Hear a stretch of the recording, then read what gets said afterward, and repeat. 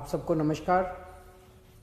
दिल्ली में कोरोना की स्थिति के मद्देनज़र कुछ अहम निर्णय लिए गए हैं।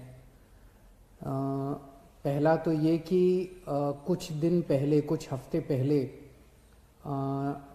दिल्ली में कोरोना की स्थिति में जब सुधार हुआ था तो दिल्ली सरकार ने केंद्र सरकार के निर्देशों को मद्देनज़र रखते हुए और जो केंद्र सरकार की गाइडलाइंस थी उसके मुताबिक दिल्ली में शादियों में 50 से बढ़ा के 200 तक की संख्या अलाउ की थी कि 200 तक लोगों के शामिल होना अलाउ किया गया था। उस ऑर्डर को विड्रॉ करने के लिए आज निर्णय लिया गया है कि 200 से वापस 50 लोगों को, शादियों में केवल 200 से 50 लोग अलाउड होंगे।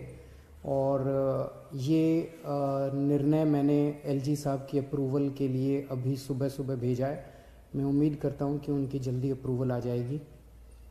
दूसरा, हमने देखा कि कुछ बाज़ारों में दिवाली के समय काफ़ी ज़्यादा ना तो लोग मास्क पहन रहे थे, ना सोशल डिस्टेंसिंग कर रहे थे, जिसकी वजह से कोरोना बहुत ज़्यादा फैला। तो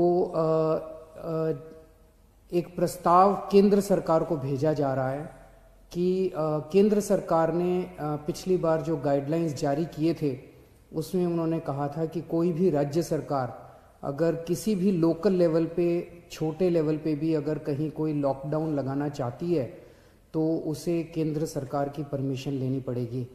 तो एक जनरल प्रस्ताव केंद्र सरकार की अप्रूवल के लिए भेजा जा रहा है कि अगर कहीं पे, अब दिवाली ख़त्म हो गई है, हम उम्मीद करते हैं कि बाज़ारों के अंदर जो इतनी ज़्यादा भीड़ थी वो भीड़ कम हो जाएगी और हमें ज़रूरत नहीं पड़ेगी। लेकिन अगर ज़रूरत पड़े और सारी कोशिशों के बावजूद भी अगर किसी बाज़ार में हम देखते हैं कि सोशल डिस्टेंसिंग और मास्क का पालन नहीं किया जा रहा और वो एरिया एक तरह से लोकल कोरोना हॉटस्पॉट बन सकता है, तो उस वहाँ पे बाज़ार को कुछ दिनों के लिए एहतियात के तौर पे बंद करने की इजाज़त दिल्ली सरकार को दी जाए।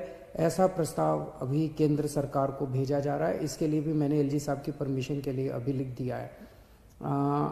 हम सब लोग, आप देख रहे हैं कि किस तरह से सारी सरकारें मिलके कोरोना की स्थिति को काबू करने की कोशिश कर रही हैं। केंद्र सरकार का मैं ख़ास तौर से शुक्रिया अदा करता हूं कि इस कठिन परिस्थिति में केंद्र सरकार ने दिल्ली वालों की मदद की है। और सबसे बड़ी मदद है कि जो उन्होंने 750 आईसीयू बेड्स और जल्द से जल्द बढ़ाने का उन्होंने आश्वासन दिया है। इससे सबसे ज़्यादा हमें लाभ होगा, क्योंकि इस वक्त बाकी सारी, मैं एसेस कर रहा था, बाकी सारी बेड्स अभी हैं, सफिशेंट हैं।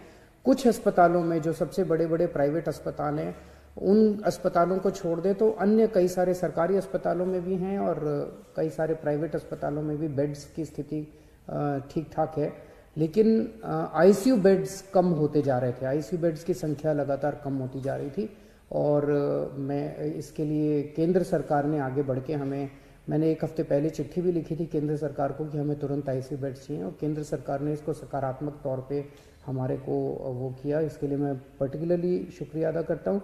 इस वक्त सारी सरकारें, केंद्र सरकार, दिल्ली सरकार, सारी एजेंसीज, डीआरडीओ, आईसीएमआर, सब एम्स वगैरह, सब लोग मिलके पूरी कोशिश कर रहे हैं, डबल एफर्ट्स कर रहे हैं अपने कोरोना की स्थिति को काबू पाने के लिए। लेकिन ये तब तक नहीं ठीक हो सकती जब तक हम सब लोग, जब तक एहतियात नहीं बरतेंगे। मेरी आपसे हाथ जोड़ के विनती है कि आप ये कोई किसी और के लिए नहीं मांग रहे, आप ही के लिए, आप ही के स्वास्थ्य के लिए, आपकी ज़िंदगी के लिए, आपके परिवार के लिए आपसे अपील कर रहे हैं कि मास्क ज़रूर ज़रूर ज़रूर पहनिए, सोशल डिस्टेंसिंग का पालन ज़रूर ज़रूर कीजिए।